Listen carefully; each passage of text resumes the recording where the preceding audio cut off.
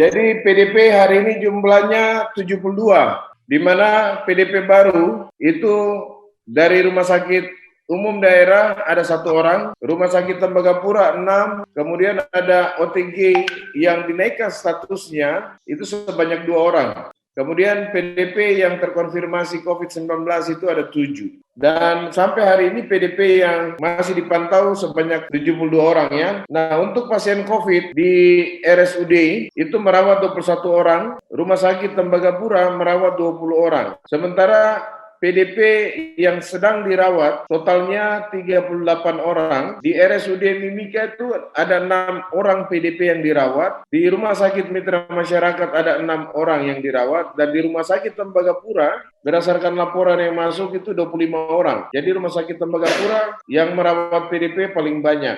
Kemudian jumlah tes terkonfirmasi hari ini itu dinyatakan 10 kasus baru penambahan dari Rumah Sakit Tembagapura sehingga kumulatif sampai malam ini jumlah kasus COVID-19 di Kabupaten Mimika sebanyak 55 kasus. Jumlah hasil pemeriksaan yang masih menunggu atau dalam proses itu ada 49 kasus. Kemudian di hari ini puji Tuhan ya, belum ada laporan terkait dengan kematian pasien COVID. Kemudian yang berikut adalah untuk ODP. ODP baru hari ini 1 orang yaitu dari RSUD Mimika. Kemudian 1 ODP yang dinyatakan selesai masa pemantauan itu 1 orang. Sehingga ODP sampai malam hari ini yang dipantau sebanyak 266 orang.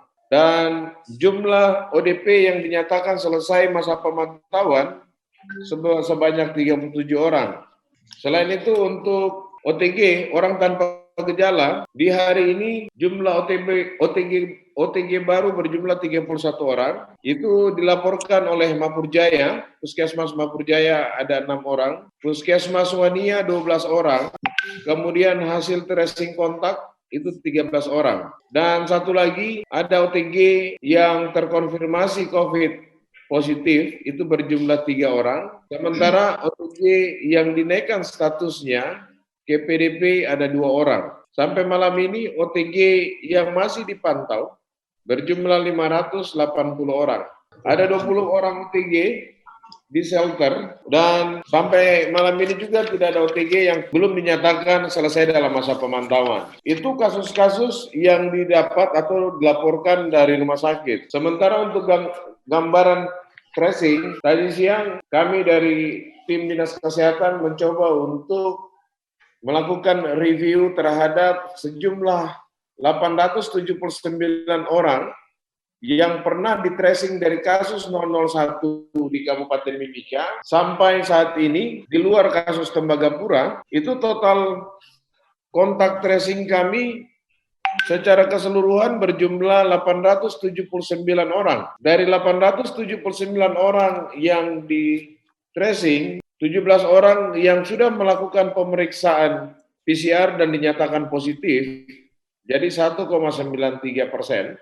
Kemudian dari hasil kontak tracing tersebut, 879 orang yang sudah dinyatakan sembuh atau 34,02%, atau angka absolutnya adalah 299 orang. Saya pikir angka ini sangat tinggi. Kemudian dari jumlah tersebut yang di-tracing tersisa 128 orang yang mulai besok akan dilakukan pemeriksaan dengan rapid test atau tes cepat. Kemudian 237 orang besok akan dilakukan pemeriksaan tes cepat, sedangkan dari 879 orang yang sudah kami lakukan pemeriksaan dengan tes cepat atau rapid test itu sebanyak 128 orang atau 14,56%. Ada sejumlah 9 orang dari hasil kontak tracing itu yang masih kami pantau. Artinya dia diperiksa sudah dinyatakan negatif, tapi kami tetap melakukan pemantauan hingga 2 minggu ke depan. Kemudian juga dari hasil pertemuan kami, ternyata kalau kita melihat calon-calon yang untuk di-testing, mulai minggu depan kami akan melakukan tes. Sebenarnya mulai besok itu menjadi prioritas adalah pemeriksaan untuk 237 orang yang akan di-testing di besok hari sampai nanti di hari Minggu. Kemudian kami akan lanjutkan dengan 1.076 orang yang akan tes di minggu depan. Orang-orang ini misalnya dari penumpang Garuda yang beberapa waktu lalu datang. Kemudian juga ada kelompok karantina yang ada di bandara. Kemudian teman-teman di puskesmas, 10 puskesmas ini kami akan mendistribusikan rapid test untuk dilakukan tes. Begitu pula ada beberapa karyawan yang kemarin turun dari Tembagapura. Kami tangkapnya itu di Bandara Moses Kilangin, sehingga ini akan kami lakukan pemeriksaan lagi. Dari gambaran 55 kasus ini, dari 19 distrik yang ada di dari 19 kelurahan yang ada di Kabupaten Mimika, kami nyatakan bahwa wilayah Tembagapura itu adalah distrik. Kelurahan Tembagapura adalah kelurahan yang kasusnya paling tinggi dari 19 kelurahan yang ada di Kabupaten Mimika. Dengan kasus secara kumulatif yaitu 23.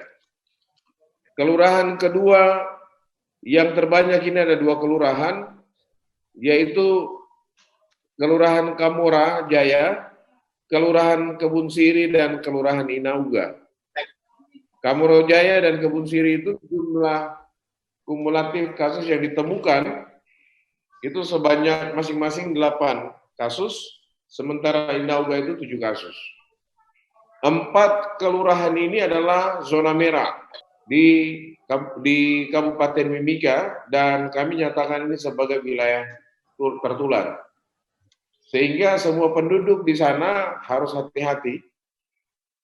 Dan di kelurahan ini kami nyatakan sebagai sentinel, site pemantauan kami untuk melakukan langkah-langkah deteksi lebih dini, tetapi penjagaan ketat, isolasi ketat akan dilakukan di kelurahan-kelurahan ini, khususnya yang ada di Kota Timika ya. Saya pikir bahwa selain 4 kelurahan ini, ada 7 kelurahan lain yang masuk dalam zona kuning atau hati-hati, yaitu yang zona kuning itu Kelurahan Sempan, Kelurahan Koprapoka, Kelurahan Pasar Sentral, Kelurahan Timika Indah, Kelurahan Wanagon, Kelurahan Kuala Kencana, dan Kelurahan Karangsenang SP3. Jadi penduduk di wilayah sana itu harus hati-hati. Sementara penduduk yang ada di Kelurahan Kamoro Jaya, kemudian Kelurahan Kebun Siri, dan Kelurahan Inauga, ini adalah zona merah. Zona merah artinya sesama penduduk situ bisa saling menularkan. Penduduk yang dari kelurahan yang zona merah pergi ke puskesmas atau rumah sakit dengan batuk, panas, kami bisa nyatakan mereka sebagai PDP. Jika mereka punya riwayat kontak dengan pasien COVID, tetapi jika mereka kalau tidak punya riwayat kontak dengan pasien COVID, maka akan ditetapkan sebagai ODP, orang dalam pemantauan. Jadi pasti akan banyak ODP di wilayah zona merah. Berdasarkan kajian epidemiologis, kemudian jumlah kasus di wilayah tersebut, dan kita melihat transmisi lokal yang terjadi. Jadi sebenarnya pendekatan ini lebih ke arah pendekatan epidemiologis. Tujuan utamanya adalah sebagai warning kepada seluruh masyarakat supaya bisa mengambil langkah-langkah tegas di wilayah-wilayah ini. Jadi paling tidak dari gambaran zona merah, zona kuning, dan zona hijau, ini bisa menjadi perhatian mana wilayah-wilayah yang harus diprioritaskan. Wilayah-wilayah zona hijau ini harus dijaga ketat supaya jangan sampai ada kasus terjadi di wilayah-wilayah yang sampai hari ini belum ada kasus. Jika pada hari Jumat nanti kami akan melakukan video conference dengan pihak PT Freeport, karena 2 wilayah ini, Tembagapura dan Timika, ini tidak bisa dipisahkan. Wilayah ini adalah merupakan suatu kesatuan. Hanya dalam beberapa hari saja Tembagapura bisa berkontribusi hampir 50% kasus terhadap Kabupaten Mimika. Jadi betul laporan-laporan PDP, ODP, OTG itu disampaikan, laporan kasus. Tapi laporan tracing memang disampaikan, tetapi pemetaan ini klaster mana? Apakah transmisi lokal atau ini impor case dari luar Kabupaten Mika? Ini kami belum mendapat informasi lebih lanjut. Kalau terkait dengan apakah sampai hari ini PT Freeport masih beroperasi, saya pikir nanti di hari Jumat, di hari Jumat besok ini akan ada diskusi, dan ini sudah menjadi salah satu hal terpenting dari pihak pemerintah daerah, dalam hal ini Pak Bupati dan Pak Wakil Bupati. Kalau melihat situasi ini, saya pikir Pemda sudah memiliki komitmen untuk bagaimana bisa bersikap. Karena itu juga mereka adalah warga penduduk Kabupaten Mimika. Karena intervensi yang berbeda di antara di wilayah Tembagapura dan wilayah Timika, intervensi pengendalian. Kami pikir gini, di kota Timika meskipun kasusnya ini bertambah, bisa dikendalikan kurang dari 25%. Jadi pergerakan penduduk ini bisa dikendalikan kurang dari 25%. Artinya hanya sekitar 20% penduduk yang beredar, yang bergerak, maka kita akan mencapai puncak itu tanggal 28, dan endingnya ya kita prediksi bisa di bulan Juni. Tapi ternyata kasus di Timika ini tadi saya bilang merupakan satu kesatuan yang utuh yang ada dengan Tembagapura. Kami pikir struktur kota Tembagapura dan tempat kerja, contoh tempat kerja di tram yang muatnya kapasitas 80-100, tentu saja tidak akan ada social distancing di sana. Untuk naik bus, koridor untuk ke tempat bus, tentu saja tidak akan ada social distancing. Ini hal-hal yang sudah menjadi perhatian dari pihak pemerintah.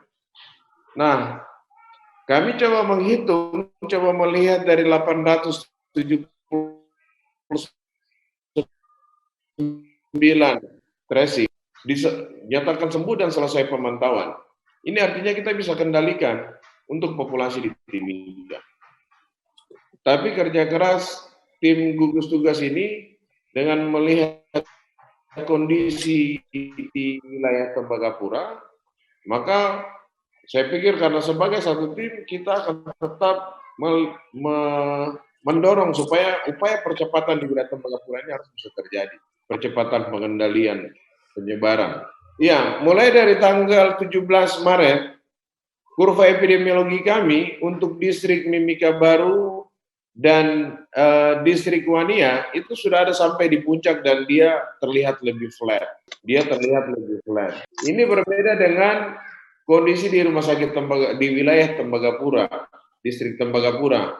Di tanggal yang sama, dalam rentan waktu yang sama, untuk kasus-kasus Tembagapura ini baru naik nih. Jadi belum mencapai puncak, baru masih ada di lereng. Nah, tentu saja dengan penambahan 10 kasus baru, maka ini akan membuat kurva Timika akan semakin panjang. Saya pikir tim di rumah sakit di Tembagapura sudah menyiapkan ahli-ahli epidemiologi yang sudah bekerja secara maksimal. Hanya saja kami belum menerima data dari ahli-ahli epidemiologi.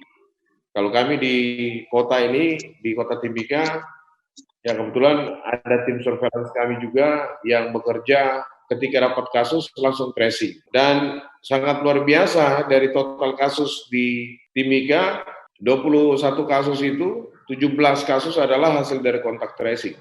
Dan kemudian bisa dipisahkan. Ada sebanyak 237 orang yang kita bisa nyata 299 orang, kurang 1 orang saja, 300 orang yang kami nyatakan sembuh. Sembuh yang dipastikan dengan rapid test.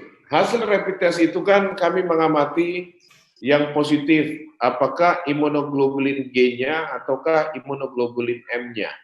Gambaran dari IgG dan IgM itu menjadi gambaran utama untuk memprioritaskan swab. Nah, nanti di rumah sakit, di RSUD Mimika akan memprioritaskan mereka yang rapid testnya positif IgM, imunoglobulin M. itu menggambarkan bahwa infeksinya sedang berjalan tuh. Sementara untuk yang IgG, imunoglobulin G, itu akan mendapat skala prioritas kedua setelah IgM. Jadi di swab-nya itu nanti menjadi skala prioritas kedua. Dari sejumlah kasus yang ada hari ini, kami coba mendorong untuk dilakukan isolasi. Contoh kemarin itu 20 orang langsung diisolasikan di shelter. Nah, untuk beberapa OPD teman-teman gugus depan yang menjaga jalan-jalan raya ini, sementara kami masih memantau untuk dilakukan isolasi di rumah, tetapi kami sudah jadwalkan untuk keluarganya juga akan kami tes. Isolasi sebagaimana yang kami sampaikan kemarin ada 2 strategi, ada 3 sebenarnya ya shelter, tetapi jika shelter sekarang ini kami di MSC sedang men-set up fasilitas kesehatannya oleh tim kesehatan di sana, maka isolasi rumah itu menjadi alternatif karena ada beberapa yang positif dengan rapid test dan memiliki riwayat kontak dengan kasus COVID-19 positif, itu isolasi rumah. Tetapi ada warga dalam satu wilayah tertentu, maka kami lakukan isolasi wilayah.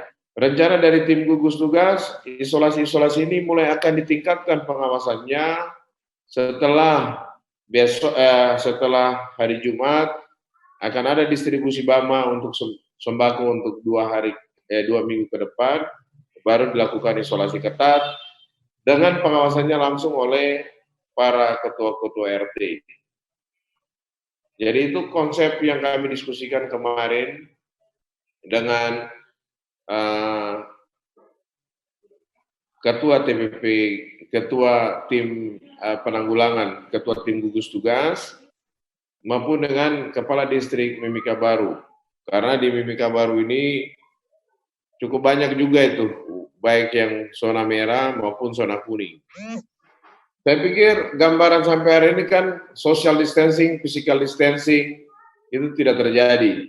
Masker saya perhatikan di sepanjang Jalan Budi Utomo itu rata-rata yang tidak menggunakan masker bisa 70-80% yang tidak menggunakan masker. Baik mereka yang berkendara maupun yang sedang berkumpul. Jadi memang setuju sekali, ini memang harus dievaluasi dan harus dilakukan secara terus-menerus, secara berkelanjutan. Karena yang saya khawatirkan hari ini adalah masyarakat belum disiplin, belum bisa tinggal di rumah, stay at home, keluar pun tidak pakai masker, maka ini akan panjang nih. Dari hasil rapid kita, kemungkinan yang akan positif ya bisa sampai 10%. Rata-rata mungkin sekitar 3-4% dari rapid test ya. Masalah nasional sama juga dengan Jakarta, masalah juga sama dengan di Bogor. Selagi masyarakat masih bergerak ya, kalau tanya puncaknya, kita tidak bisa memastikan puncak. Kecuali masyarakat diam di tempat, kita bisa menetapkan puncak. Diam, kemudian pakai masker, lakukan social distancing, dan lakukan physical distancing. Terutama cuci tangan, itu juga menjadi penting. Saya pada kesempatan ini, saya sangat berharap pemerintah distrik itu ada. Sangat baik disalurkan ke distrik. Kemudian nanti distrik yang mengatur. Jadi biarlah terfokus ke distrik. Kalau orang si pemberi bantuan tetap dia bergerak sampai ke kampung-kampung, maka dia juga tidak hanya memberikan bantuan, tapi kami pikir dia juga akan menularkan.